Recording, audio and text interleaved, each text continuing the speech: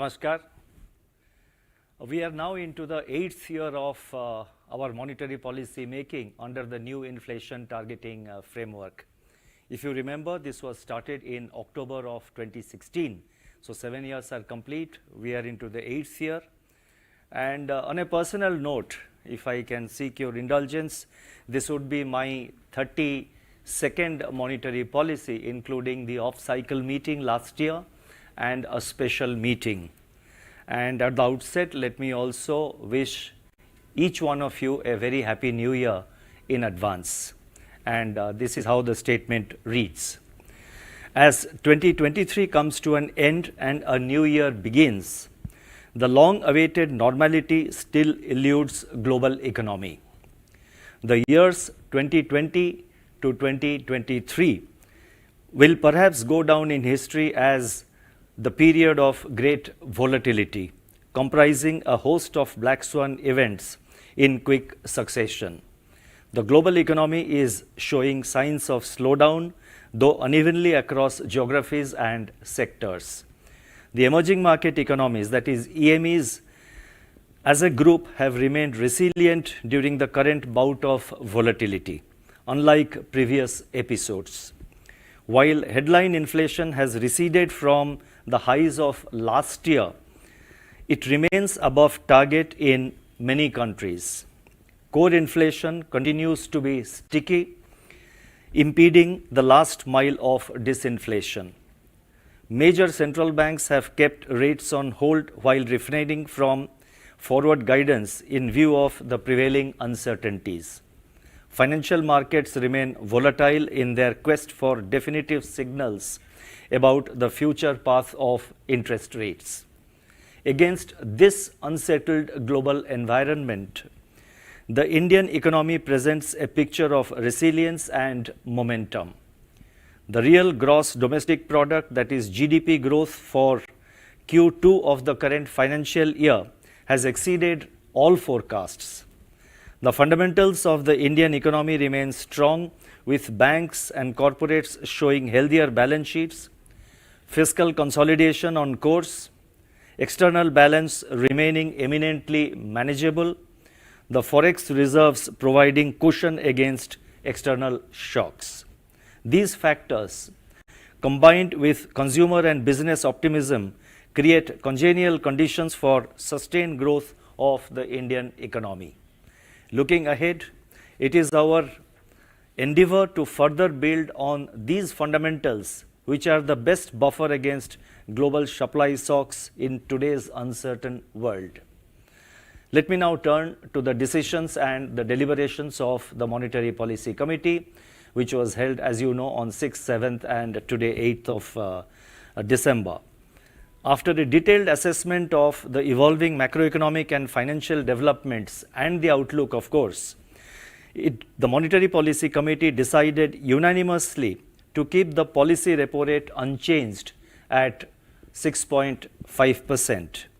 Consequently, the standing deposit facility rate remains at 6.25%, and the marginal standing facility, that is MSF rate, and the bank rate at 6.75%. The MPC also decided by a majority of 5 out of 6 members to remain focused on withdrawal of accommodation to ensure that inflation progressively aligns to the target while supporting growth. I shall now briefly set out the rationale for these decisions. Since the last policy, CPI headline inflation moderated to 4.9% in October from 7.4% in July. The moderation was observed in all components of CPI, namely food, fuel, and core, that is CPI excluding food and fuel. There has been broad-based easing in core inflation, which is indicative of successful disinflation through monetary policy actions. The near-term outlook, however, is masked by risks to food inflation, which might lead to an inflation uptick in November and possibly in December. This needs to be watched for second-round effects, if any. Domestic economic activity is holding up well as assessed in the previous MPC meetings and as reflected in the GDP growth for the second quarter of this year. Against this backdrop, the MPC decided to keep the policy repo rate unchanged at 6.5%, but remain highly alert and prepared to undertake appropriate policy actions as warranted. Monetary policy must continue to be actively disinflationary to ensure fuller transmission and anchoring of inflation expectations. The rate action so far is still working its way into the economy. Hence, the MPC decided to remain focused on withdrawal of accommodation to ensure that, as I have already stated, to ensure that inflation progressively aligns to the target while supporting growth. I would now like to provide an assessment of the growth and the inflation situation. First, let me focus on global growth in brief. The global economy continues to remain fragile. World trade is decelerating amidst global tide of protectionism. Despite significant restoration of global supply chains, factors like elevated debt levels, lingering geopolitical hostilities, and extreme weather conditions aggravate the risks to global growth and inflation outlook. Easing of inflation in advanced economies has led to expectations of an early end to the monetary policy tightening cycle, shoring up market sentiments. Sovereign bond yields are softening as markets are not factoring in any further rate hikes. Coming to domestic growth, economic activity in India exhibited buoyancy in the second quarter of this year, aided by strong domestic demand. GDP growth, as you would know, posted a robust growth of 7.6% in the second quarter of this year, that is 2023-24, driven largely by investment and government consumption. Turning to the third quarter, two-thirds of Rabi sowing has been completed despite late harvest of Kharif crops in some states. Manufacturing sector gained strength with easing input cost pressures and pickup in demand conditions. 8 core industries recorded healthy growth in October and continued their high growth since June this year. The Purchasing Managers Index, that is the PMI for manufacturing, rose in November. The services sector buoyancy has remained intact as reflected in the high frequency indicators which the Reserve Bank monitors. GST collections at rupees 1.68 lakh crore in November 2023 were also buoyant.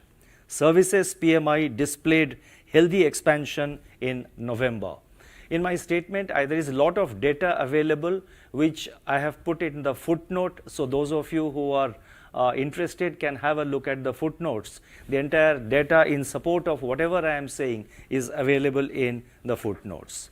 On the demand side, households' consumption is supported by durable urban demand and gradual turnaround in rural demand as reflected in sales of fast-moving consumer goods, that is FMCG, and other indicators.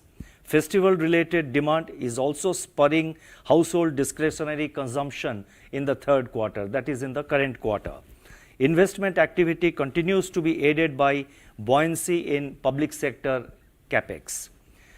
This is also reflected in strong growth in steel consumption, cement production, and imports of capital goods. Capacity utilization in the manufacturing sector continues to remain above the long period average. Investments in fixed assets by listed private sector manufacturing companies also registered healthy growth in the first half of 23-24, primarily driven by key industries such as petroleum, steel, chemicals, and cement. The total flow of resources to the commercial sector from banks and other sources at rupees 17.6 lakh crore during the current financial year so far is significantly higher than that of last year, which was at rupees 14.5 lakh crore. Despite weaknesses in external demand, both goods and services exports returned to positive territory during the month of October this year. Looking ahead, private consumption should gain support from gradual improvement in rural demand, strengthening of manufacturing activity, and continued buoyancy in services.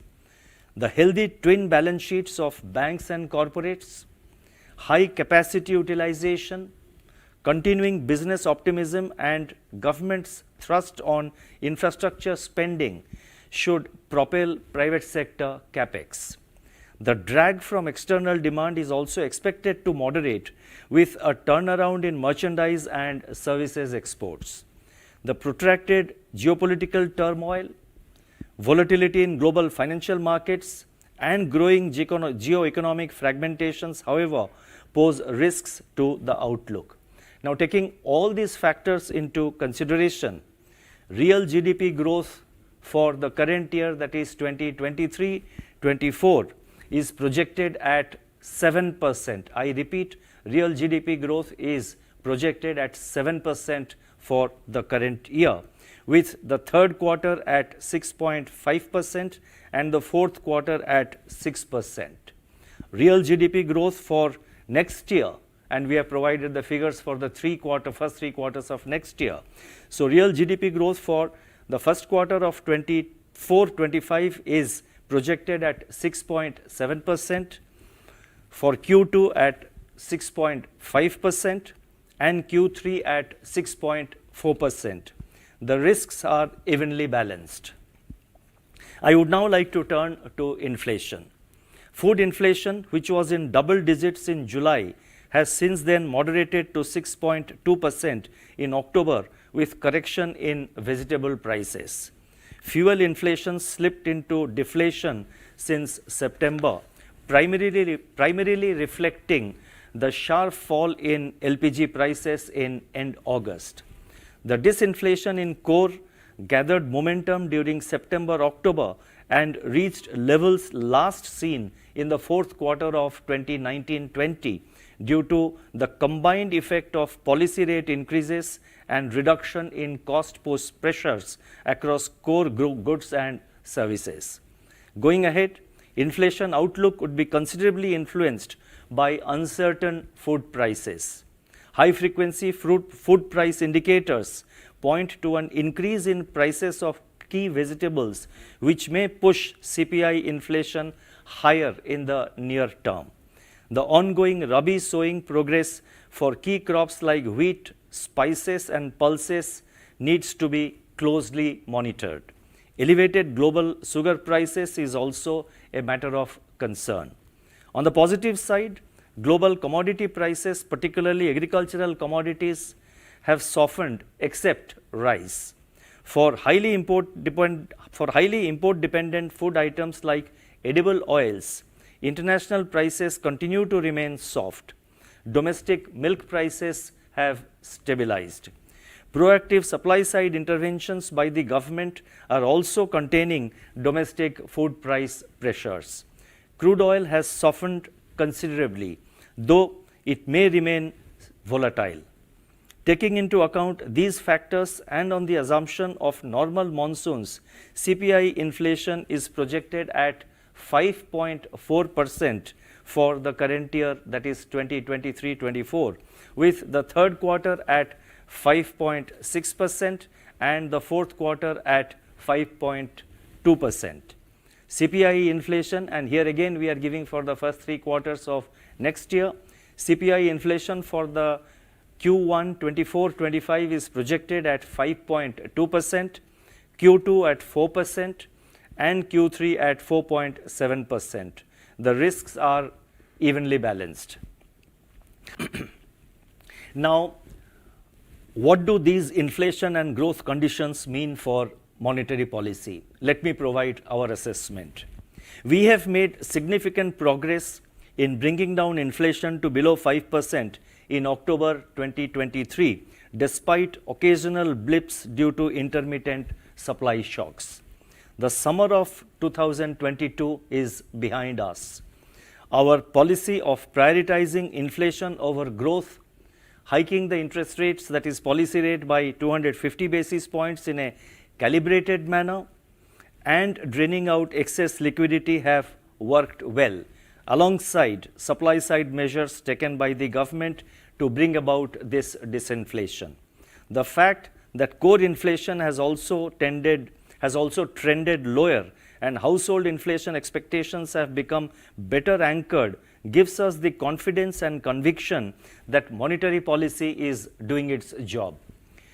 On the other hand, growth remains resilient and robust, surprising everyone on the upside. Notwithstanding this progress, the target of 4% CPI is yet to be reached, and we have to stay the course. Headline inflation continues to be volatile due to multiple supply side shocks which have become more frequent and intense. The trajectory of food inflation needs to be closely monitored. Intermittent vegetable price shocks could once again push up the headline inflation in November and, as I said, possibly December. While monetary policy would look through such one-off shocks, monetary policy has to stay alert to the risk of such shocks becoming generalized and derailing the ongoing disinflation process.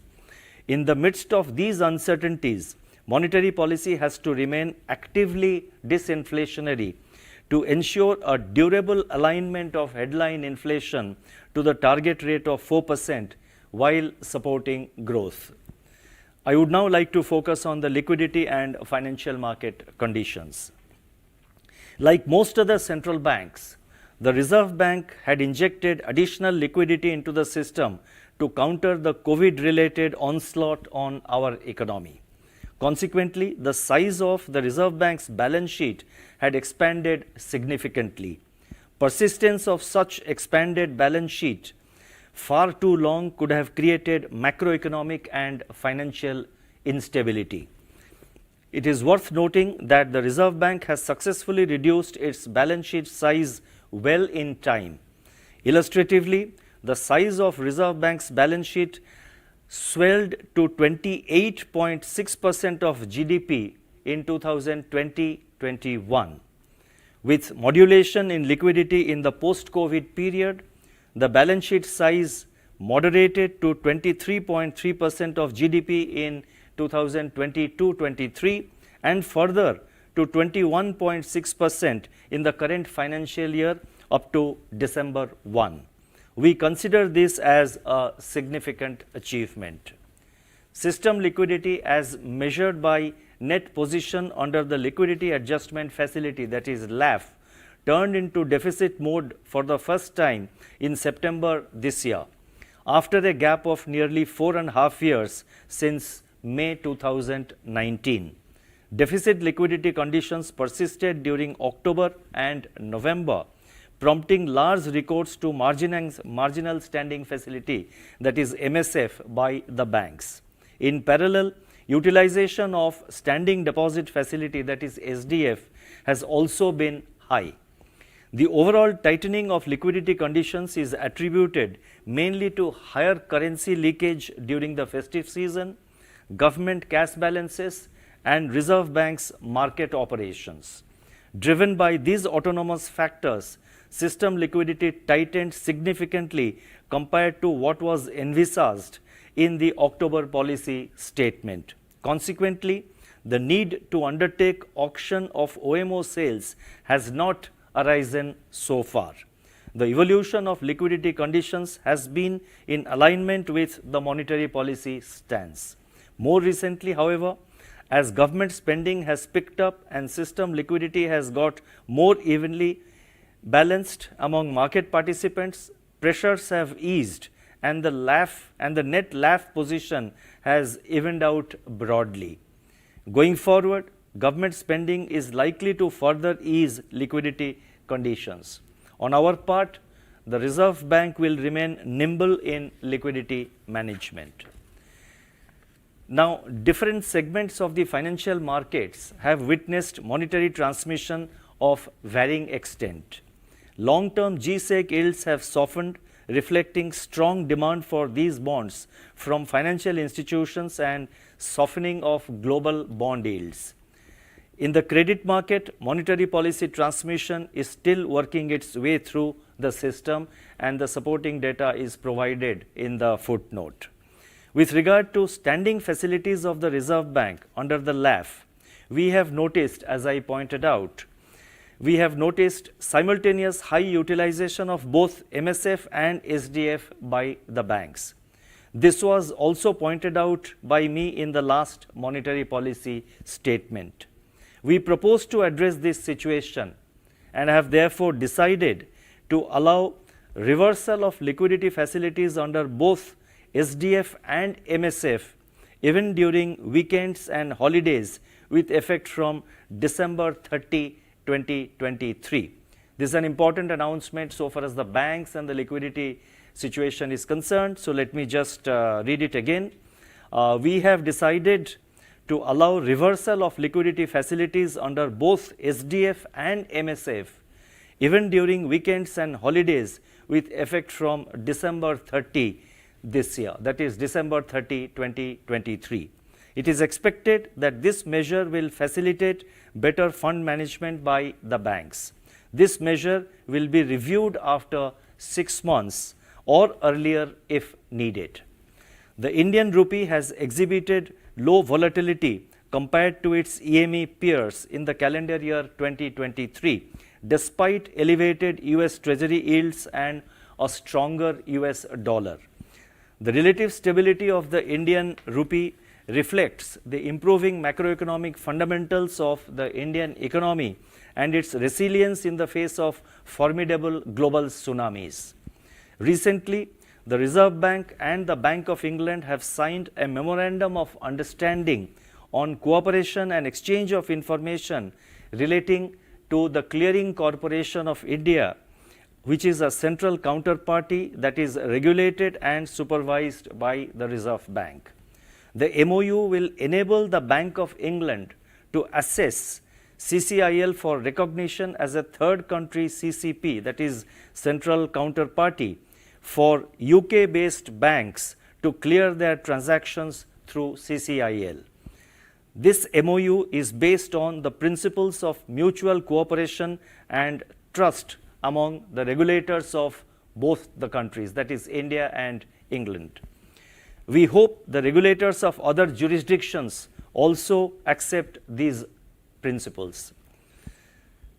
Financial stability, I would now like to just focus briefly on the aspect of financial stability. Financial stability, as we have stated before, is a public good. The Reserve Bank judiciously uses micro and macroprudential tools to safeguard financial stability. The recent preemptive measures taken by the Reserve Bank in respect of banks and NBFCs were geared towards addressing potential risks and preserving the resilience of the financial sector. We do not wait for the house to catch fire and then act.